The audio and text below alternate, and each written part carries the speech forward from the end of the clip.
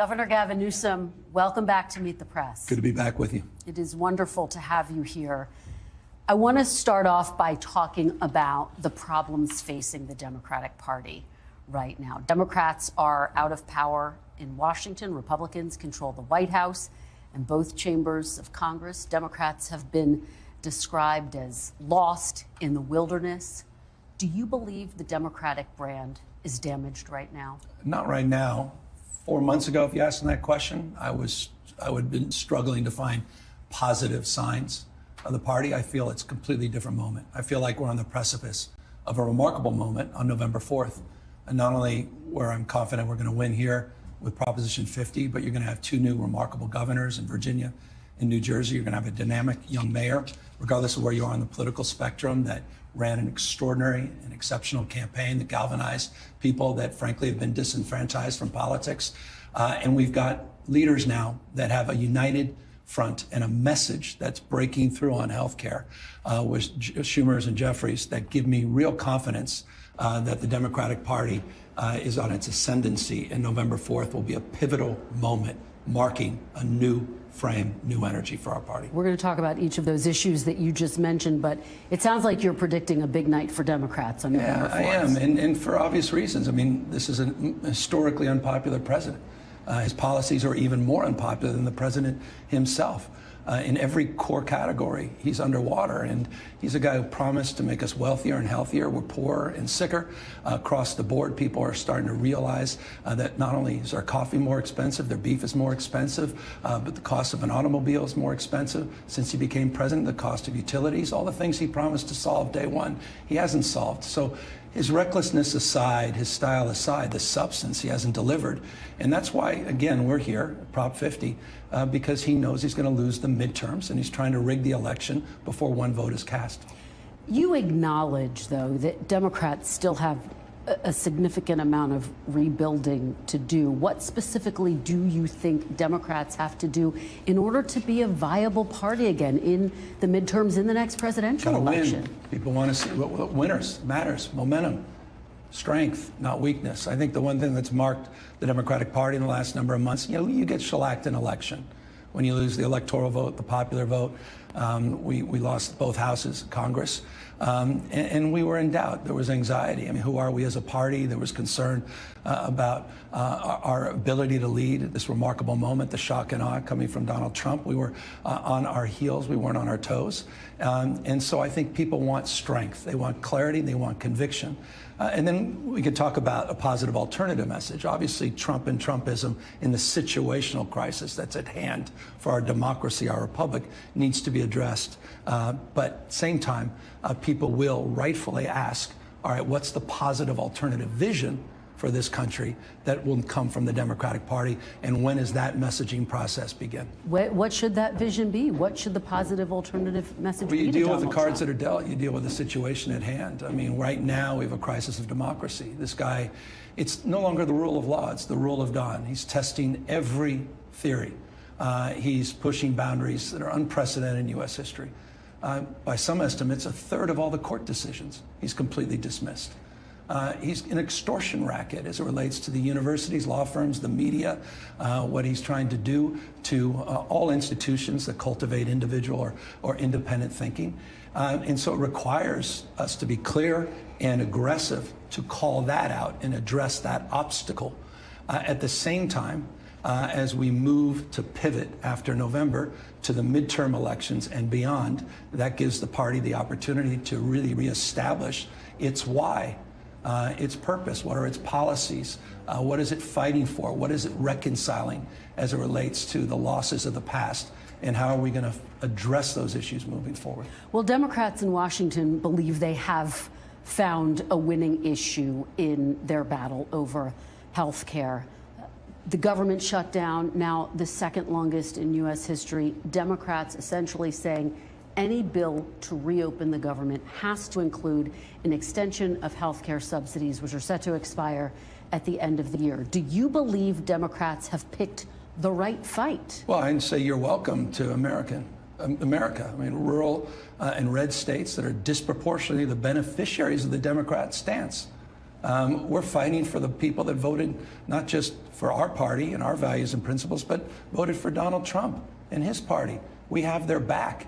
Donald Trump has betrayed them. He's turned their back. The Republicans in Congress have turned their back. So absolutely your question, absolutely it's the right issue because it breaks through at a time of great economic anxiety.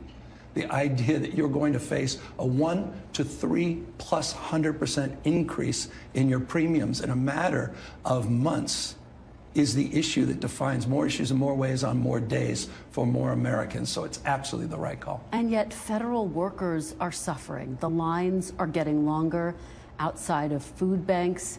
Some 5 million Californians stand to potentially lose food assistance. Yeah. What do you say to those 5 million Californians who are afraid their families are going to go hungry and they want Democrats to get together with Republicans and reopen the government? I think it's a disgrace. The USDA has never done this in the past. They said they have a contingency fund for precisely this moment.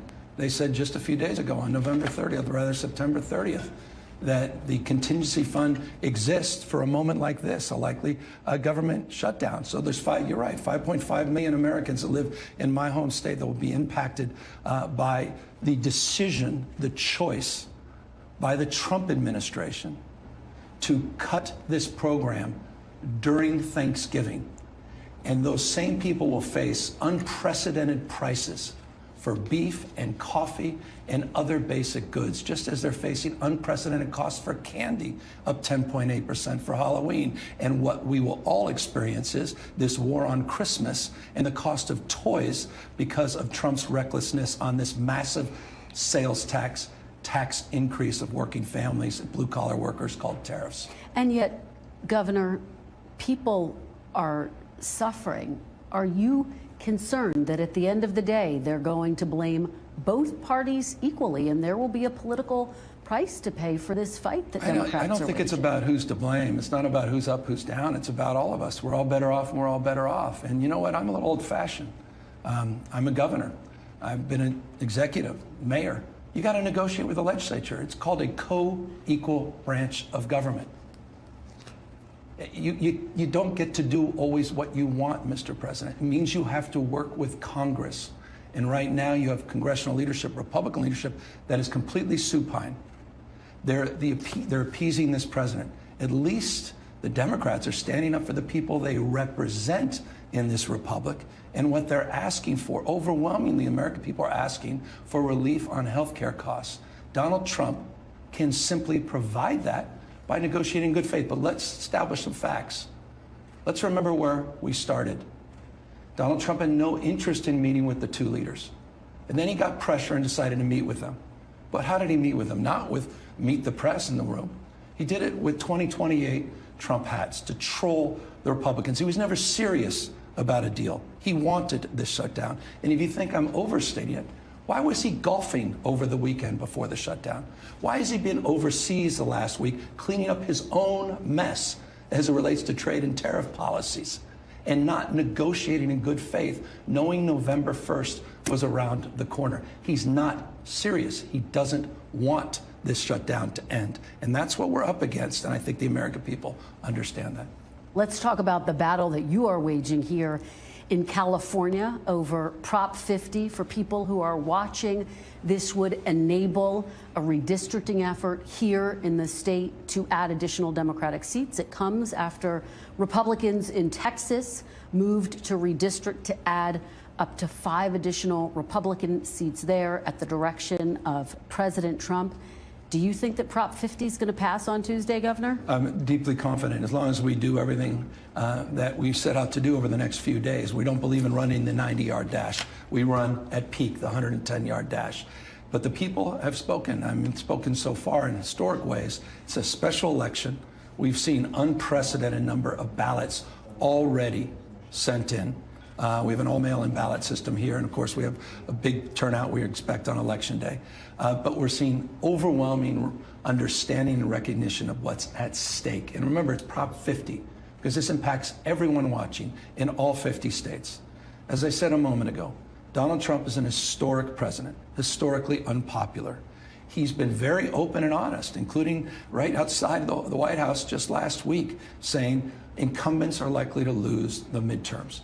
That's why he called Greg Abbott. That's why he said he's, quote unquote, entitled. Think about that. Entitled to 5 seats. That's why he sent J.D. Vance to Indiana shortly thereafter. That's why he moved in Missouri. He moved the folks in North Carolina. And now we've got a special election in Indiana, or rather a special session, and likely movement in Florida. He is not screwing around. He's changing the rules. He's rigging the game because he knows he'll lose if all things are equal. He did not expect California to fight fire with fire. He expected us, as so often is the case, to try to argue for what's the right thing to do.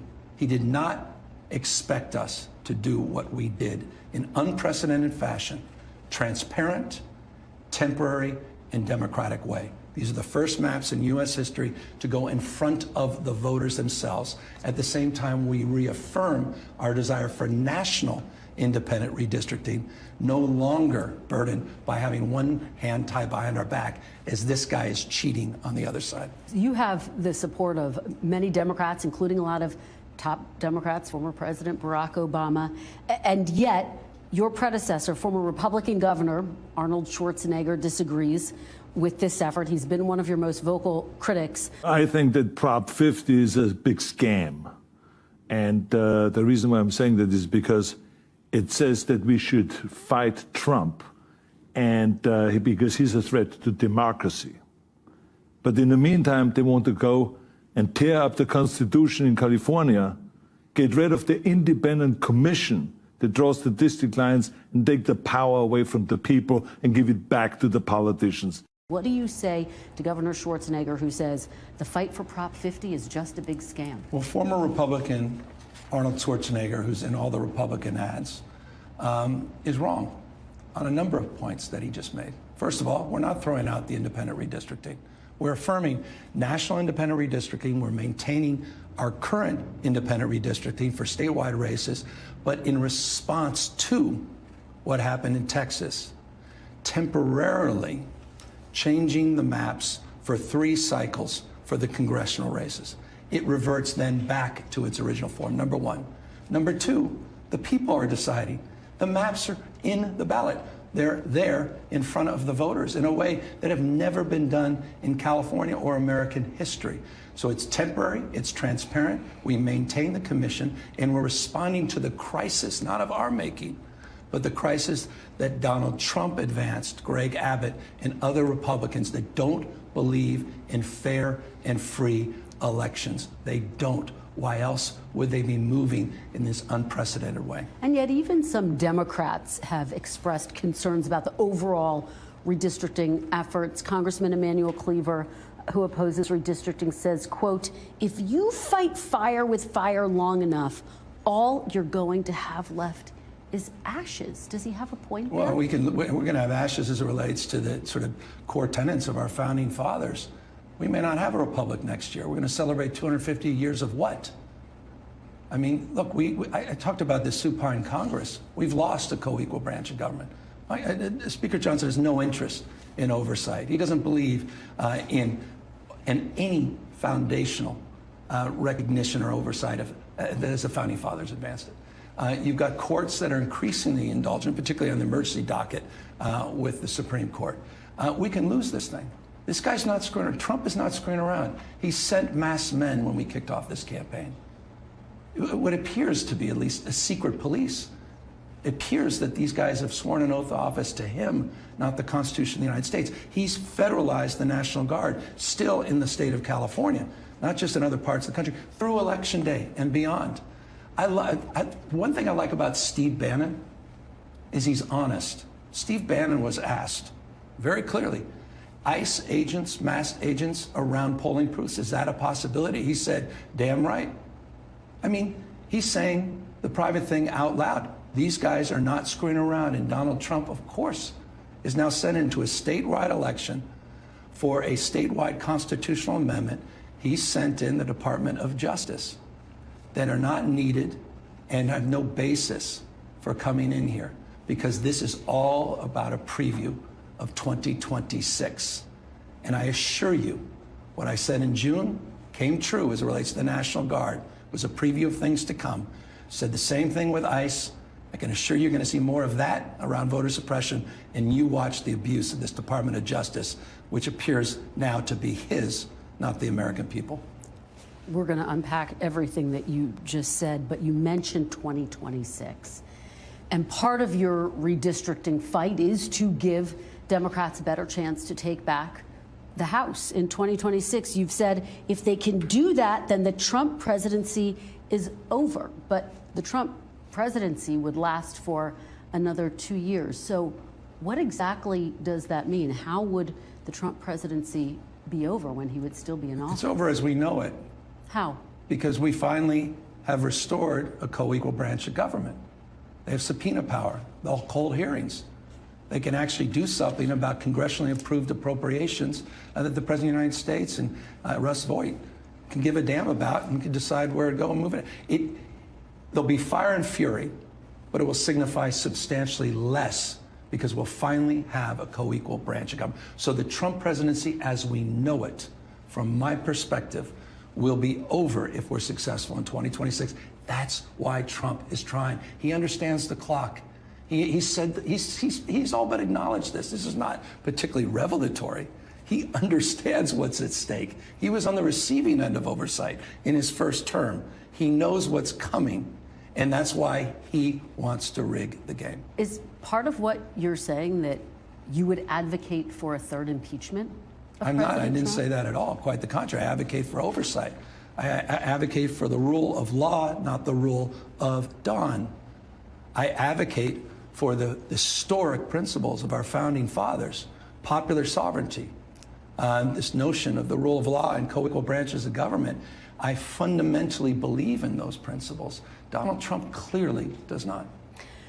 Sticking with your fight against President Trump, he has been asked repeatedly about this idea of would he somehow try to seek a third term, despite the fact that it is barred by the Constitution. He's wavered in his answer, but in comments this week, he said, quote, "It's pretty clear I'm not allowed to run." Do you take President Trump at his word when he says that?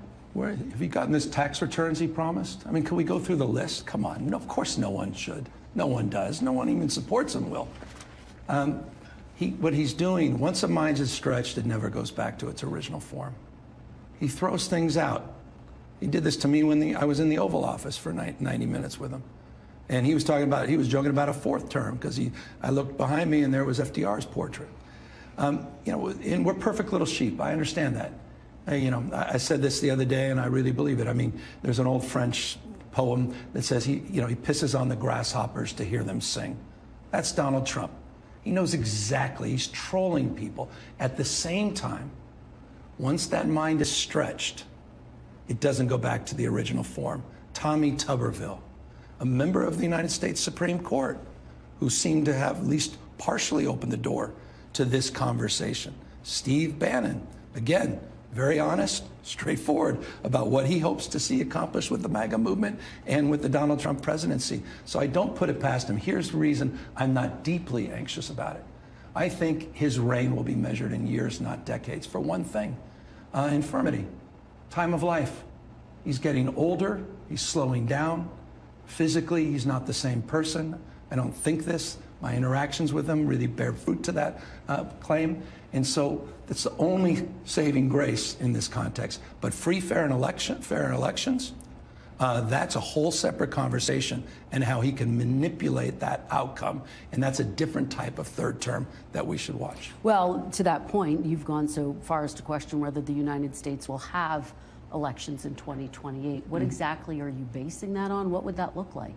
When you send masked men, secret police, to the Democracy Center when we kick off a campaign that's in response to election rigging along the lines of the 12,000 votes he was looking for in Georgia, along the lines of the democracy he tried to wreck and light on fire after January 6th, along the lines of his own assertions, actions, and the fact that now he's federalizing and militarizing American streets with the United States military.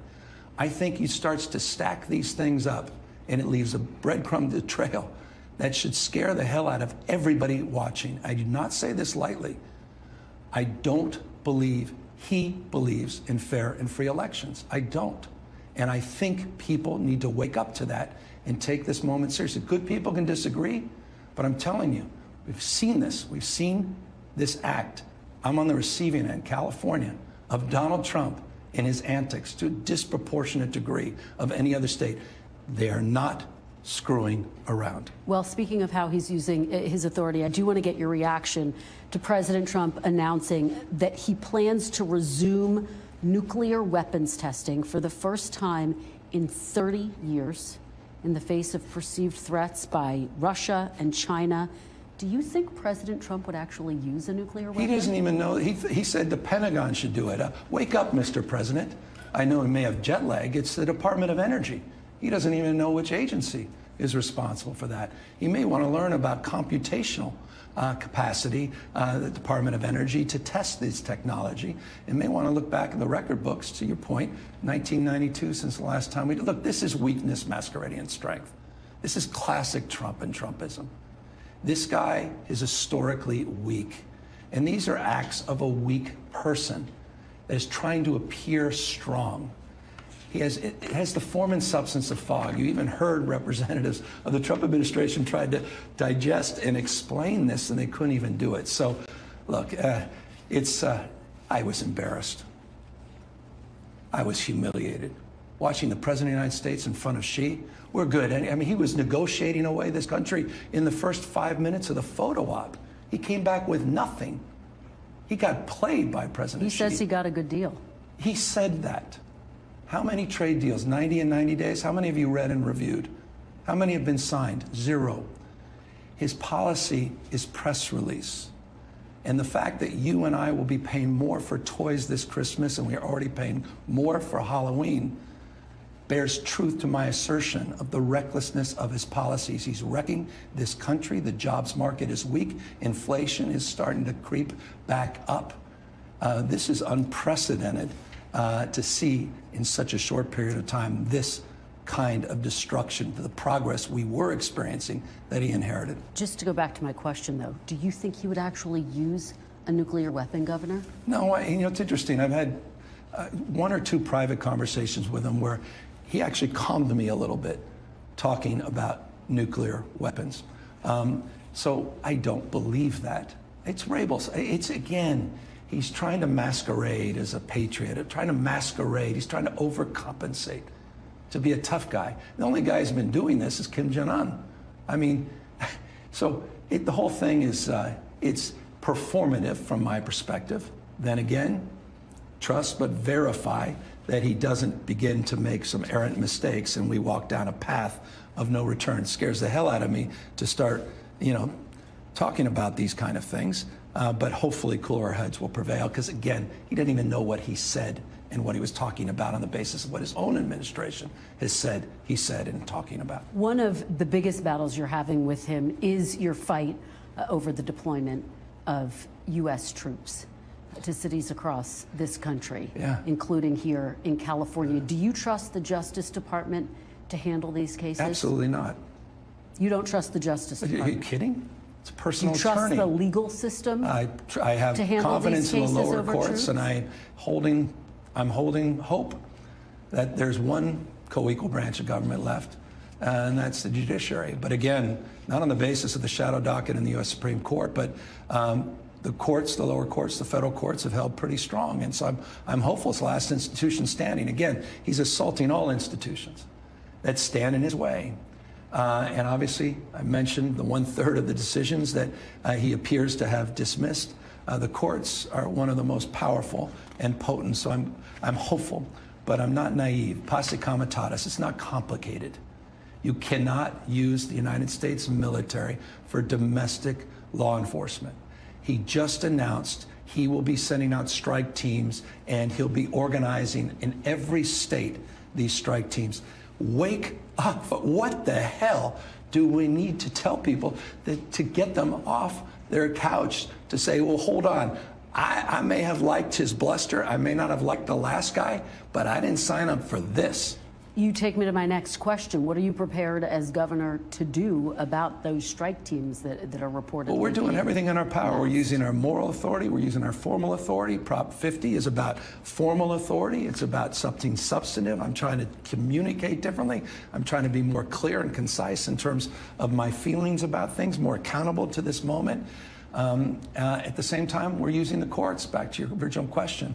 I think it's 44 lawsuits in just 41 weeks of this administration. Not one we wanted to file, but we needed to file in response to this unprecedented assault. And by the way, we continue, including the Posse Comitatus case and other cases, we continue to win in lower court decisions. And we're waiting for the 7th Circuit, we're waiting for the 9th Circuit out here in Portland, out here in California, and we're waiting ultimately for where the Supreme Court lands on this question of federalization of the National Guard and militarization of American cities. Let's talk about your relationship with President Trump. Back in 2023, you said on this broadcast, quote, by definition, you would need to work with President Trump if he were reelected. Yep. And you even hugged the president back in January when he came to visit in the wake of the wildfires here. It wasn't much of a hug, but I appreciate that. Okay. Have you now, Governor, given up on working with President Trump? I've always have an open hand, not a closed fist. I revere the institution of the president. I revere that office. I'll pick up the phone if he called in a nanosecond.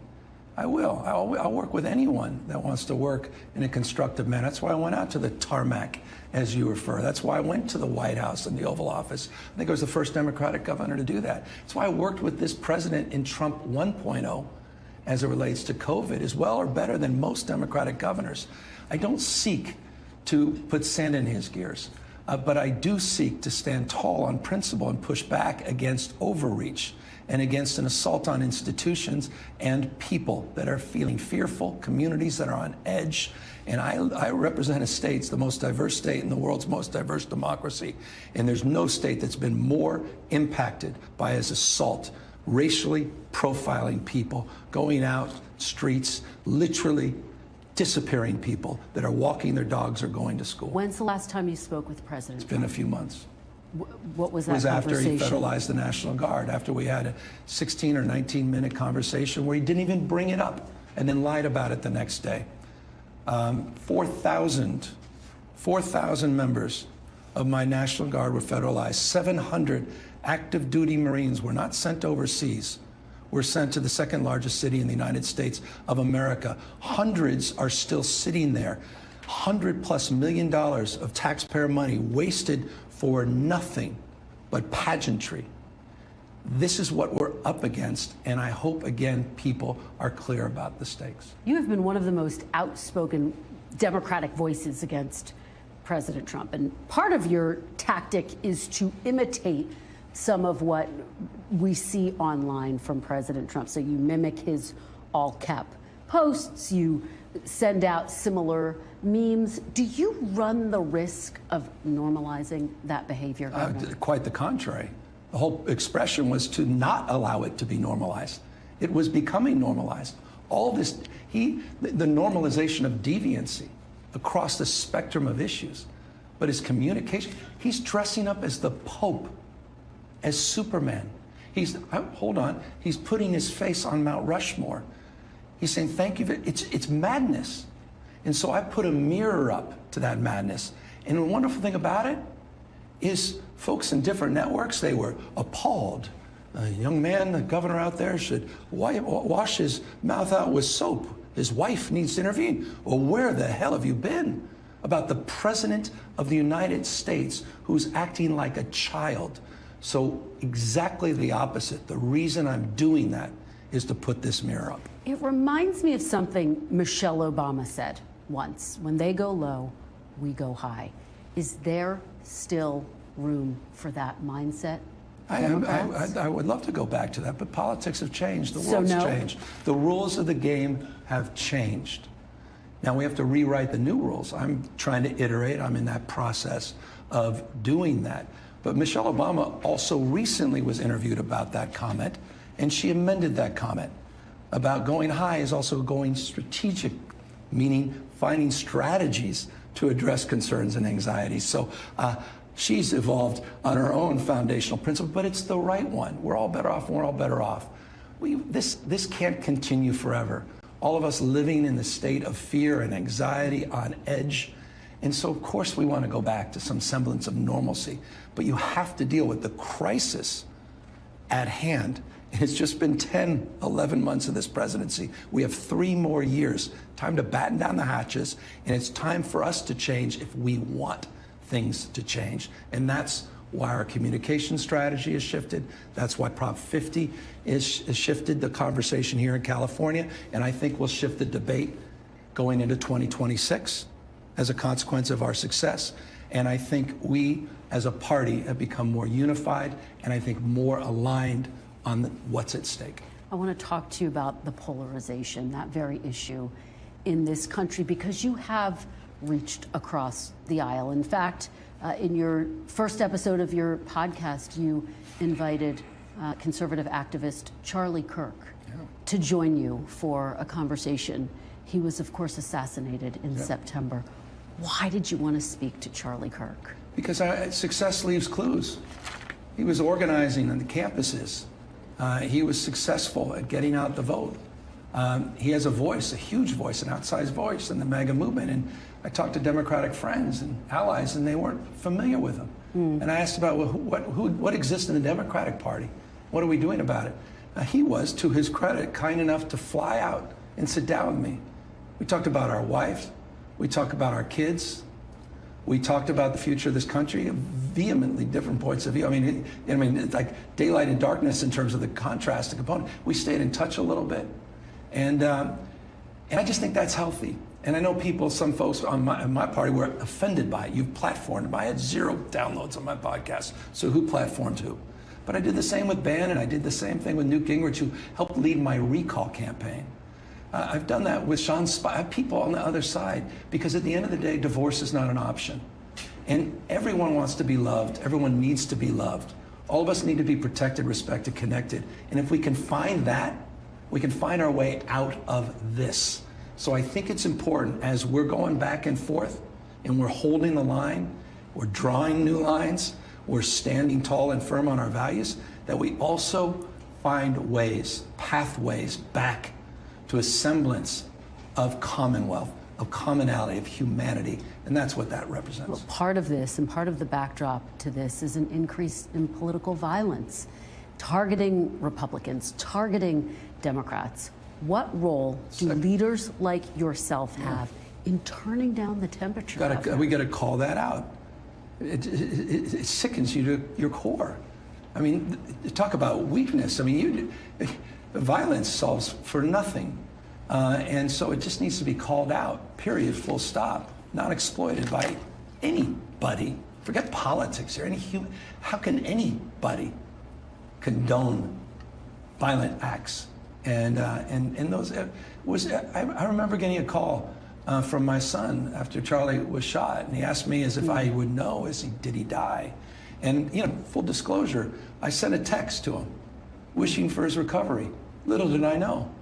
I'm rather humiliated. I haven't shared that.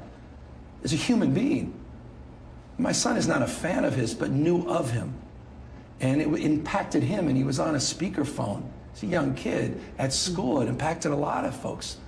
And I think about my son at that moment. I think that's something he'll never forget. His generation won't forget.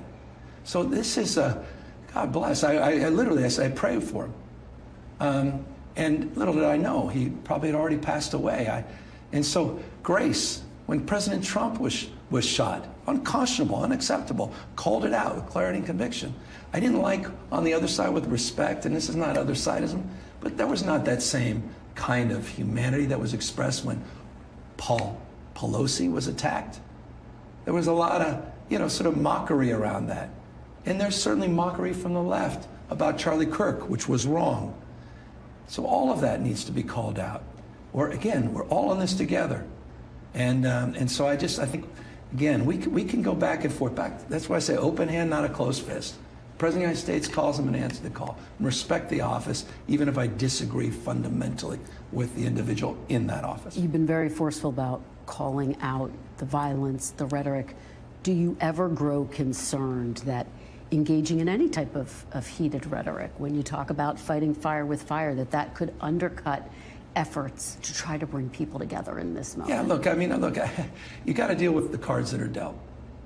And the reality is we have to be firm and we have to assert ourselves at peril we lose this republic. We'll lose our democracy. I really believe that. And so we have to be clear, we have to be precise, we have to be, I think, more surgical in terms of our approach. I think narrative matters, and to the extent that we have to elevate with clarity and conviction some of that rhetoric, we can do so cautiously, but I think strategically. But I get your point. I understand that deeper point. But the other side, Donald Trump would like nothing more than for all of us to step down. And then maybe I can hold a candlelight vigil, say, boy, it's just so unfair that Donald Trump is out there rigging the next election. He's in 6 states, and now he's got a 16, 17 vote margin. And, you know, boy, gosh darn, you know, I really wish he was better. And maybe I'd get an op-ed in the Washington Post, and everyone would sit there and say, boy, you were really right. Meanwhile, this guy's consolidating power. And again, I really believe we may not have another free and fair election if we don't wake up to that. Let's talk a little bit about your future, the future of the Democratic Party. You have been very clear that, yes, you are considering a potential run for president in 2028. I think it's fair to say that anyone who decides to run in 2028, including former President Biden's surrogates, are going to have to answer questions about what they did and what they said in 2024 around President Biden's presidency. You stood by him till the end after that disastrous debate performance, even when top Democrats were calling for him to step down. Did you ever have concerns, Governor, about his capacity I go home to with the one, serve another 4 years? No, I never had that direct. I just talked to the president a few hours ago. I've been privileged to have a relationship with the president. I spent almost 2 hours with him in December, right before, during the transition in the Oval Office.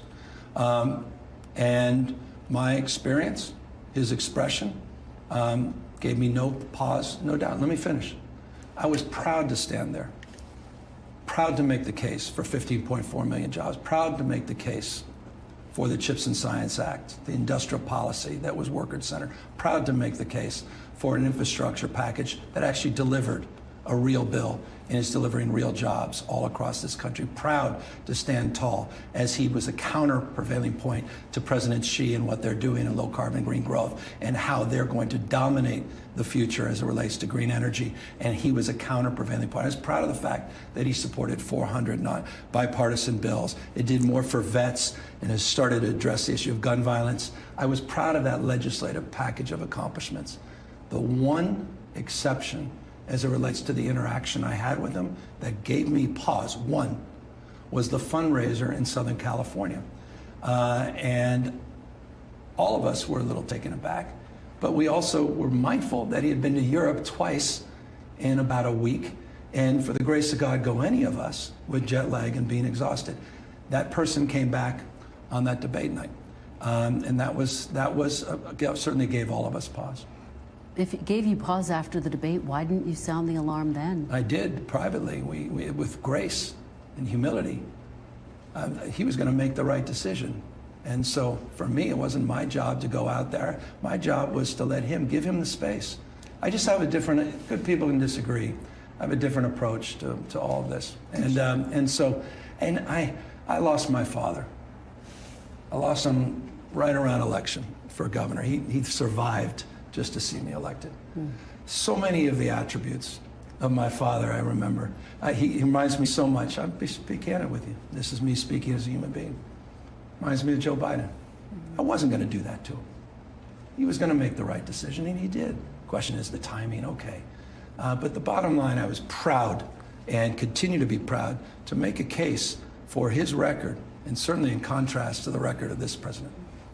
Governor, did you legitimately believe that he was capable of serving as president until January of 2029? Yeah, I think my focus was frankly situational. It was making sure Donald Trump didn't get back into office to experience everything that we're experiencing today. And there was no interaction I had that suggested otherwise. What do you say to Americans who feel misled by you and other top misled in what Democrats respect? He decided to step about the down. mental acuity of President Biden, that they wish you'd sounded the alarm sooner to give way for I never an experienced. open Look, convention? I'm not going to substitute myself for someone else or for popular opinion.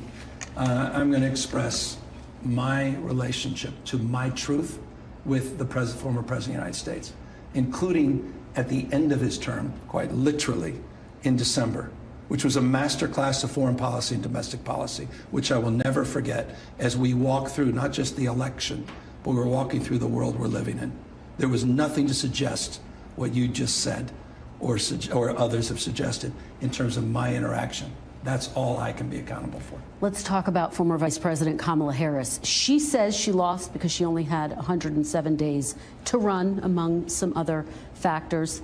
In your view, why do you think she lost the 2024 race? It's a deeper forensic. I think I'm up to 26 pages of other people's opinions on it. I'm not even making that up. By the way, it's, I think, actually 24, to be fair. Let me not overstate it. And there's all kinds of theories. I mean, we can go, you want to go through the list? We'll need an extra hour. What do you think was at the top of the list? I don't know. I'm reflecting on it. I think time will have a more of an understanding. We can start with inflation. We can talk with interest rates. We don't talk about interest rates enough. We can talk about incumbency. We can talk about Israel. We can talk about immigration and the border. We can go through a myriad of lists. We can talk about Joe Rogan. We can talk about woke. We can talk about the 107 days. We can talk about the lack of an open primary. We can talk about The View. Again, I'm on page 6 of the 24 pages. And how you unpack that, how you stack that in terms of everything, I think needs still a little bit more forensics, a little more analysis. Do you think if former President Biden had stayed in the race, given that you did stay with him till virtually the end, do you think he could have won? I think the prevailing winds there were a lot of headwinds. And people were looking for something fundamentally different. They were looking for change. I think the inflation scars were real. I think if I think about my own surrogacy, you know, I talked about the aggregate a lot. I talked about the economy that was booming. It was the best economy since the 1960s, the lowest black unemployment, lowest unemployment for women, lowest unemployment for people with disabilities, the lowest uninsured rate in American history. We had cut child poverty in half. That all happened during the Biden-Harris administration. I was making those points. I was making the point around GDP. I was making the point that inflation was cooling after the inflation scars at 9.1 and moving in the right direction. I was making the point around the American experience in the aggregate, not what American people were experiencing. And I think that was a legit disconnect in terms of the campaign, our communication, and others that would have made it a very challenging election. In her book, the former vice president writes that she scrambled to reach prominent Democrats hours after President Biden exited the race. And she said that you responded to her call, quote, by saying, Gavin Newsom hiking will call back. He never did. Is that what happened? 100%. And I sent out an endorsement, and a few minutes after that, I was one of her first endorsements. The reason she was calling. I've known Kamala all my life. The last person she needs to reach out to is me. So I learned the news. I wanted to get in touch with the Biden folks. I was out on an actual hike. And I said, I was like, Kamala, you got 1 million people to call. And we were literally working as she reached out. It was a voicemail, by the way, unknown number for the record. And as she was on to her next calls, we were already on to our press release endorsing her. So I don't even know why I was even in the book. Did you feel like she took a swipe at you in her book? It's all good. We've known each other for 20 years, and I think it's familiarity. I think she was having a little fun. So no hard feelings. Oh my that God, she wrote just the that. opposite. Give me a break. You've said, as we've discussed, you are considering a run for president, and you've said you'll make a decision about whether to run for president after the midterms. Yeah, I mean, Governor, let me ask you, why do you want to be president? I don't. I'm not suggesting I am. I'm saying, in response to someone talked about it, and I hate when nothing I dislike more than the politician that sits there and lies to you. And we all just sit there rolling our eyes going, give me a break. So as it relates to that, there's nothing on the right. I'm focused on Prop 50. I'm focusing on fair and free elections. And to the extent fate, the future, there's an alignment, you have a big enough why, you have a what and a how, You meet a moment, and that moment presents itself in a year and a half. We'll see what happens. Understood. But if you're thinking about it, that why must be forming. No. Well, if you decide to run, why would you want to do it? Well, I haven't decided, and I appreciate the persistence as it relates to this, and I respect it. I think whoever runs, and this is just my objective belief, subjective, but I hope it's objective for a lot of Americans. It reminds me a little of Isaiah. You need to be a repairer of the breach, spiritually and physically. But it's not just about restoration, the forces of restoration, it's also forces of transformation. And what I mean by that is, what are the trend lines that define the future? You know, I'm here, we're in the future business. I'm here in California. Future happens here first, where America's coming to traction on artificial intelligence, fusion, quantum, robotics, nuclear, space. California dominates in every critical category. I worry about the future work. I worry about the announcement from Amazon. I worry about earnings going up, profits skyrocketing, and headcount going down, meaning less and less people having access and opportunities.